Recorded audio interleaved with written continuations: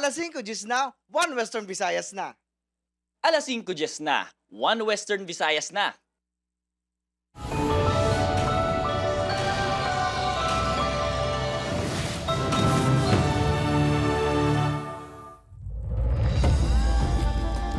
Mga balitang atong tutukan subong ang Miyerkules, pila ka mga residente sa Iloilo City nagdagsa sa mga simbahan sa pagtambong sang Christmas Eve Mass.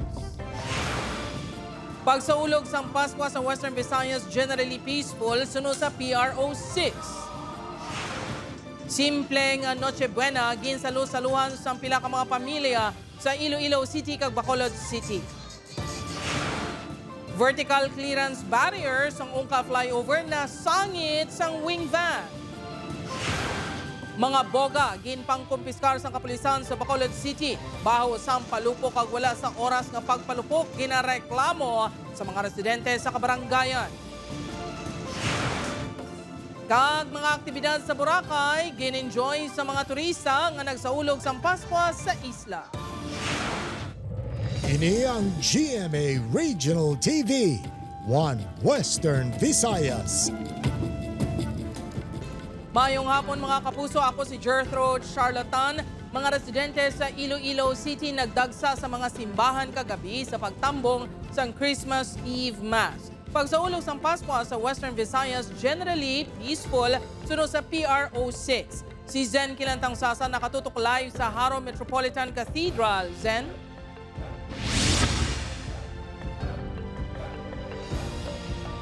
Jert nangin malinong kag matawhay ang pagsaulog sang Pasko sa bugos nga rehiyon asa diin wala sa nga dalag ko nga mga insidente nga na-record ang PNP. Kun ang iban, pag sinaot sa dalanon, kag party-party upod sa mga kasilingan kag pamilya ang tradisyon sa Pasko. Ang mga simbahan naman sa syudad, ilabi na ang Haro Cathedral na puno sa mga sumilimba.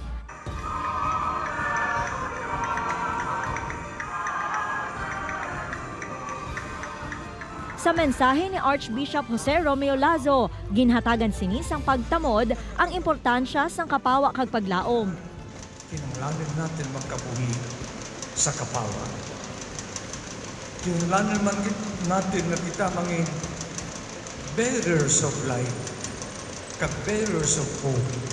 Isa sa mga sumilimba si Tatay Michael nga upod ang duha niya ka bata, nangin panaad na sini ang pagtambong sa Misa de Gallo.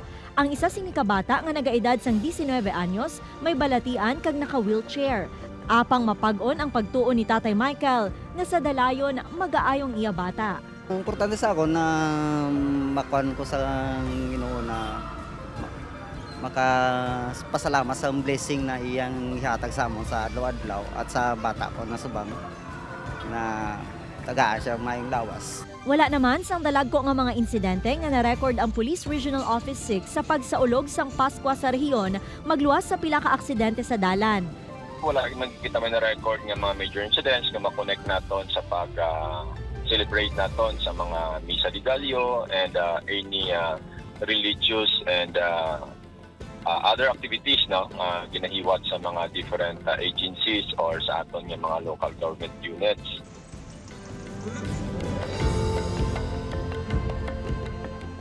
Jert nagapabilin nga nakaalerto ang Police Regional Office 6 tubtob sa pagsug-alaw sang bag-ong tuig.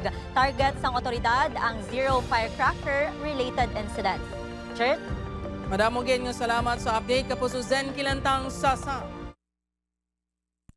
Sa iban pang balita, simpleng Noche Buena sa Guasang Ilabalay, ginsalu-saluhan sa pila ka mga magkasilingan. Pagpaambit sang blessing sa piyak sa mga pagtilaw nga ginatubang luyag ipalapnag. Si John Sala nakatuto. Ang Pasko para sa pamilya. Apang kanday Nanay Theodora, extended ang pamilya. Literal nga salo-salo ang Noche Buena sang pamilya bangod kung sinong maglabay, ginahagad nila nga magkaon kag ginaupod sa ila selebrasyon. Importante gid kay ti sa subong nga Pasko kinanglan kun anong nabaton tabis na ano kagamay kinanglan taman ni share sa pariyuta. Ang spirit of Christmas wala daw ipaluntad tabi sa tanan. Ang handom lang sini, bisan pigado lang, basta bugos ang iya pamilya. Kung ang iban masako na sa pagpreparar sa ilang mga pang Noche Buena kag regalo. Ang amay naman nga si Rex, naabtan pa sang news team nga sige sa gihapon ng obra. Apisar pila ka minutos na lang, Pasko na. Ginapanumdum sini ang kita nga makabulig para sa iya pamilya. Jadi, gado mo. Para? Sa pamilya.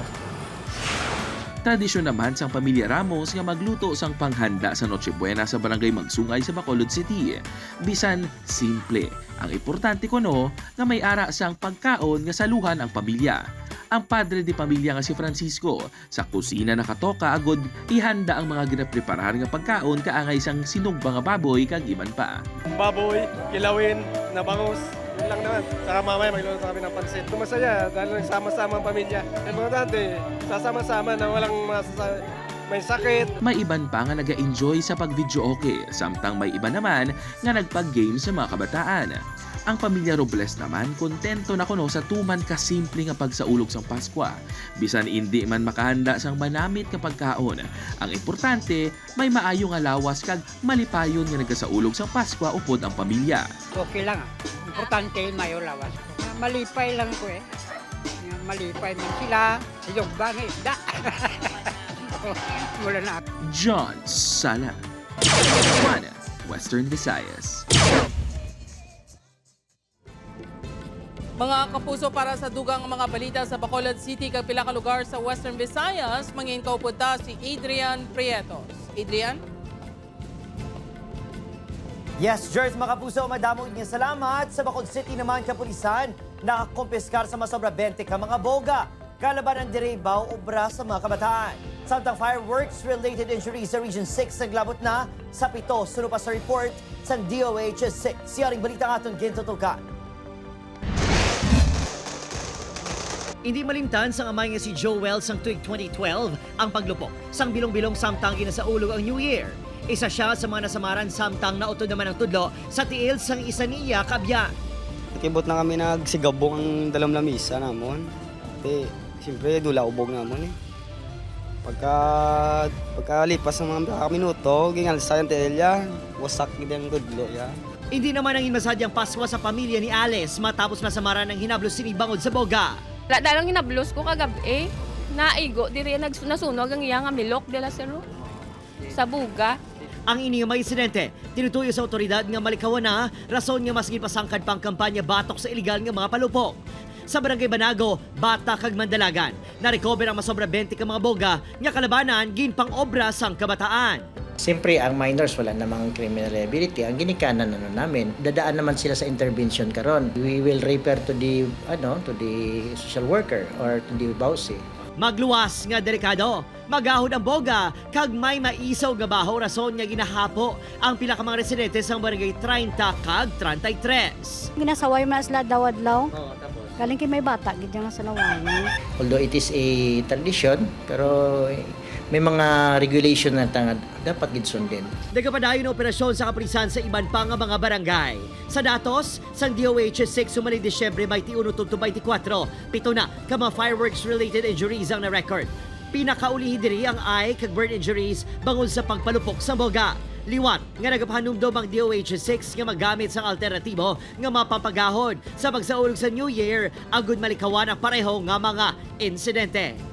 Opod, Kiril Gasilio, Adrian Prietos, One Western Visayas.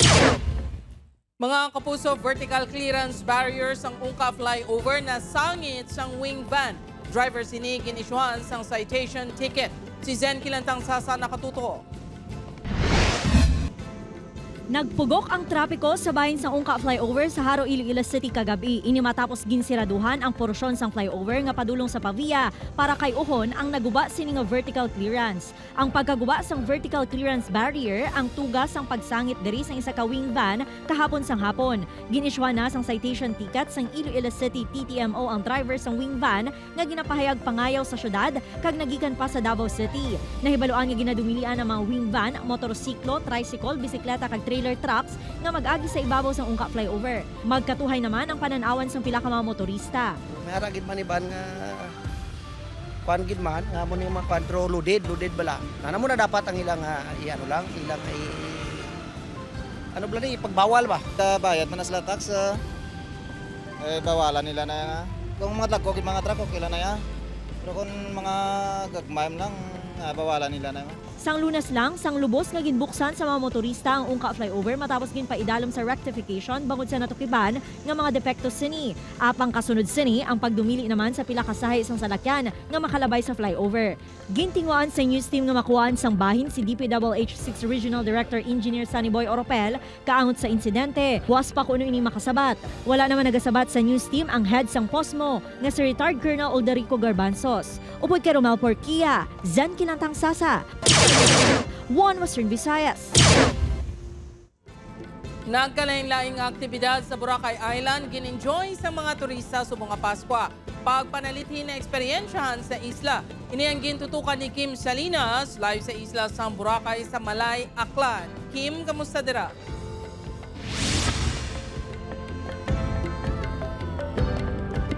Jert, wala nakapugong ang pagtulutalithi diri sa isla sang Boracay. Agod i-enjoy sang mga turista ang ila bakasyon subong nga adlaw sang Pasko.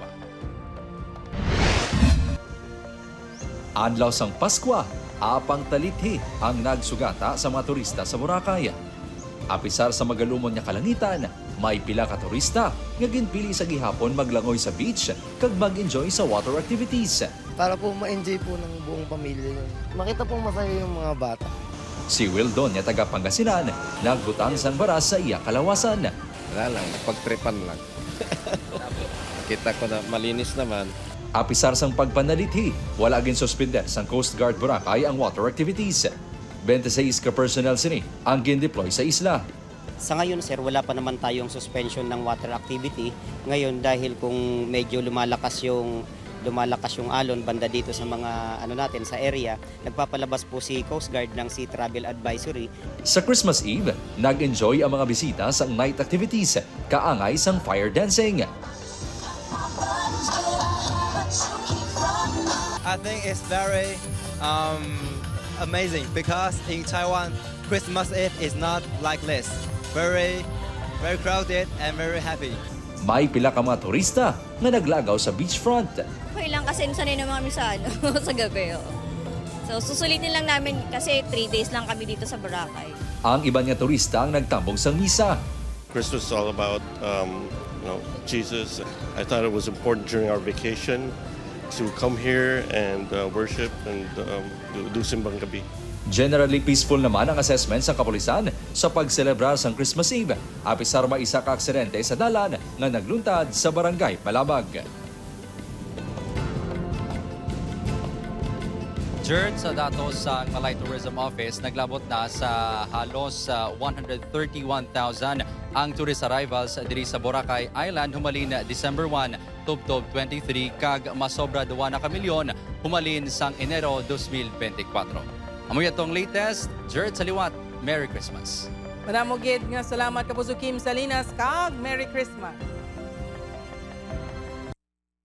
Mga kapuso, ini sa karon ang sitwasyon sa Haro Metropolitan Cathedral subong nga hapon.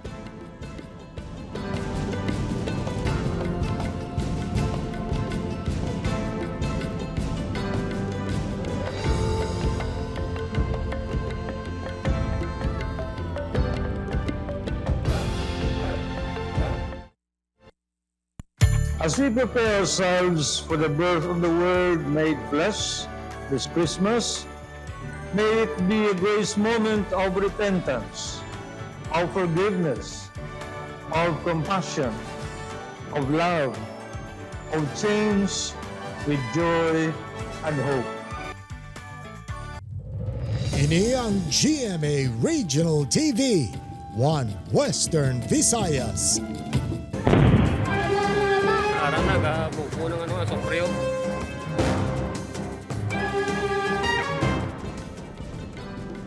Ari balantayin mga kapuso, ashfall na simplatan sa pila ka mga lugar sa La Carlota City pati man sa Banuas ng Lakasiriana sa Negros Occidental. Kasunod sang asod-asod nga pagbuga sang Mount Canlaon sang aso nga may upod nga abo. Nakatutok kay Lynn Pedreso. Makita sa sining nga video ang abos sa mga bayo ang ginhalay sa isa ka residente sa La Carlota City. Sa sininga mga laragwan, makita man ang ashfall nga nabilin sa mga tanom kag dalanon. May ashfall man nga na-monitor sa Barangay Araal, Yubo, kagagimit sa La Carlota City. Sa La Casiliana, may mga abo sa Barangay Sagang.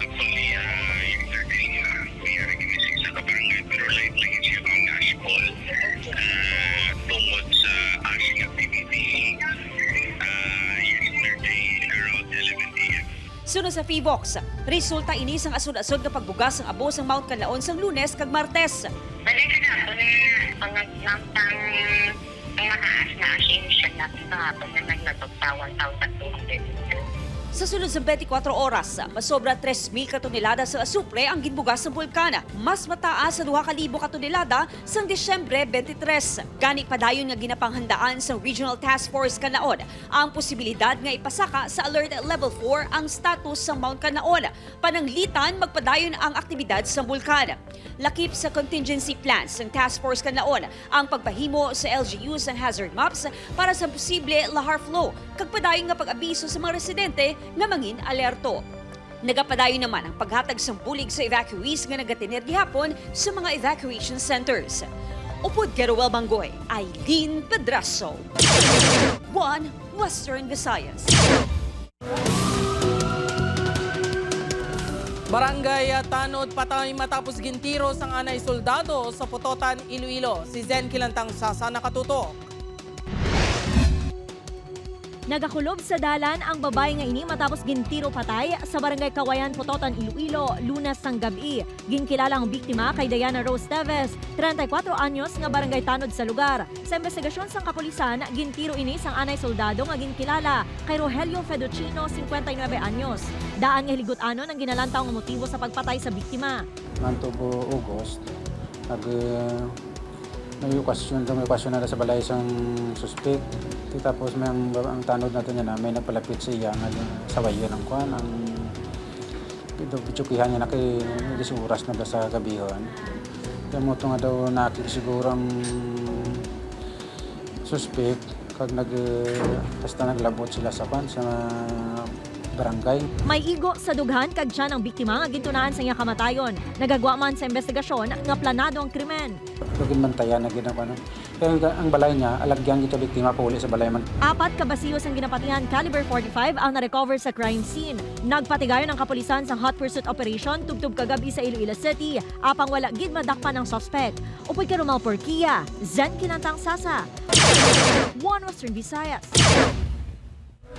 Nawasakan na hauna nga bahin sa isa ka sport utility vehicle matapos bumunggo sa isa ka poste sa atubang sang Plaza Libertad sa Iloilo City proper kaina sang kaagahon.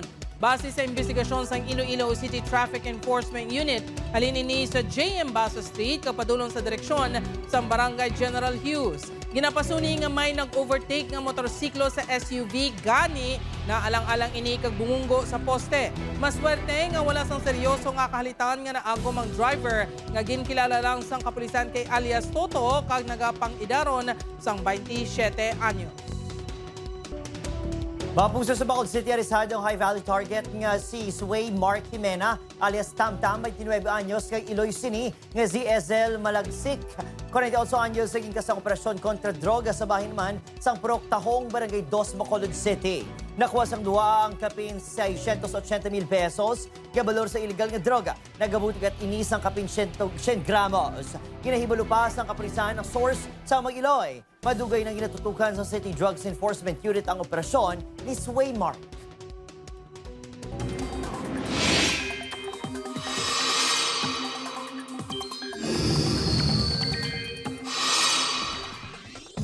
Mapuso, may eksperyensya naman ang mag-alumon niya kalangitan, lapta-lapta nga pag-ulan, pagpanag-uob, kag pagpangilat diri sa aton sa Western Visayas, tuga naman sang localized thunderstorms. Posibleng pagbaha kung pag-usmol sa duta, ilabi na kung mapasok ang ulan, gani mangin aligma. Apisar nga matamat na nga maayo ang tiyempo, hindi gihapon magkaripat nga magdalas ang payong mga kapuso. Samtang kasarangan tubtob mabasog naman ang hangin kag balod sa Rio. Mga kapuso, Christmas lights and displays sa Iloilo City Hall kag Iloilo Provincial Capital, atraksyon sa mga bisita. Ini ang lagawan tao po si Zen Kilantang Sasa.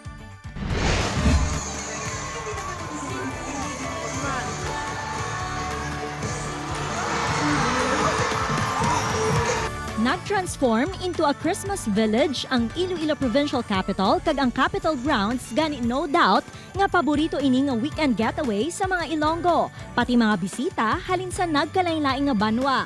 Sa entrance, ang dako nga lighted castle ang magasugata sa imo.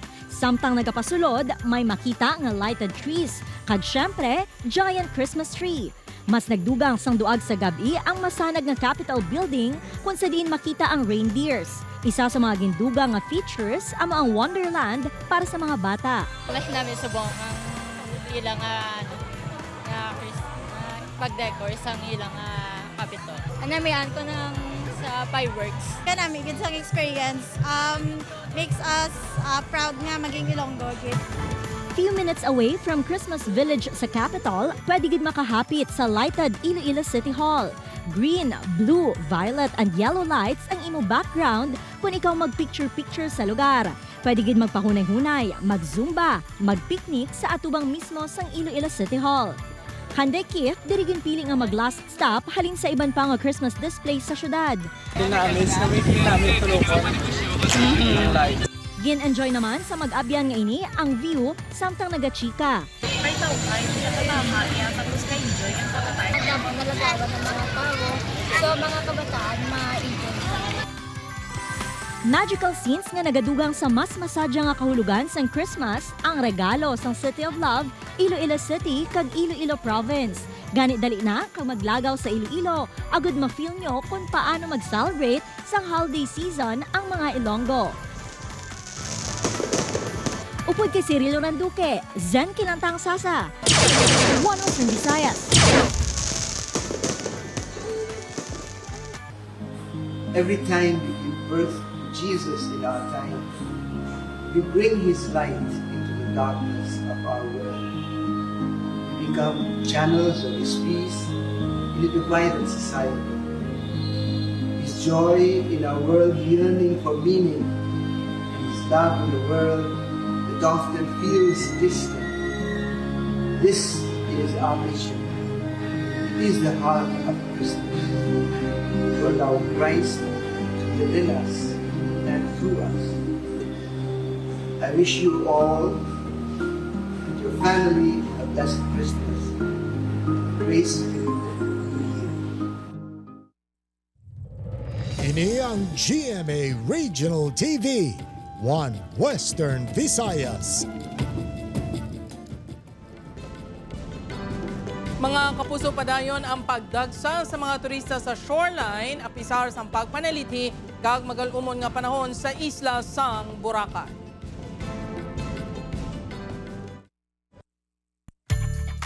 Mga kapuso, mga PDL sa Iloilo City nangin malipayon sa adlaw sang Pasko sa pagbisita sang ilatag sa mga pamilya. Si Zen Kilantang Sasa nakatuto.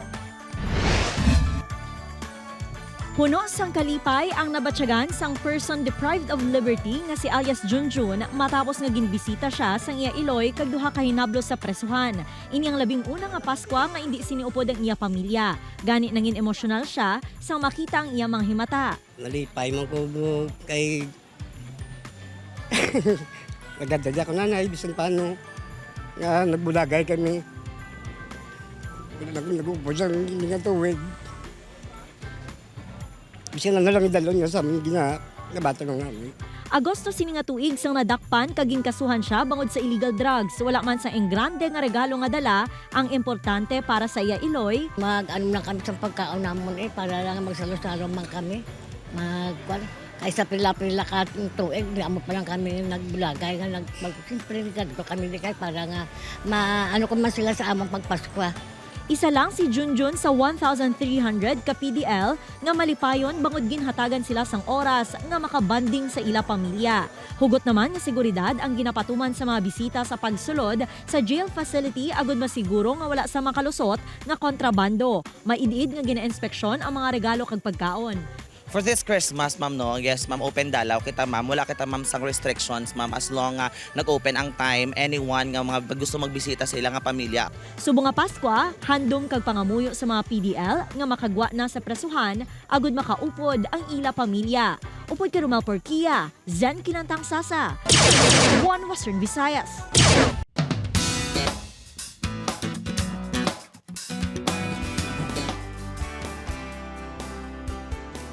Mapuso, bantayan ng mas exciting pa ang mga eksena sa last 3 nights. Sang pulang araw, si Roshi kag Adelina magabuligay para makapalagyo na sa luyo sa mga Hapon. Mangin madinalag-on sila ihan. Si Eduardo naman kag Colonel Yuta magakit-anay na. Paano wala magtimalos o magatimalos si Eduardo? Bantayan ng pulang araw, 8 p.m. sa GMA Prime.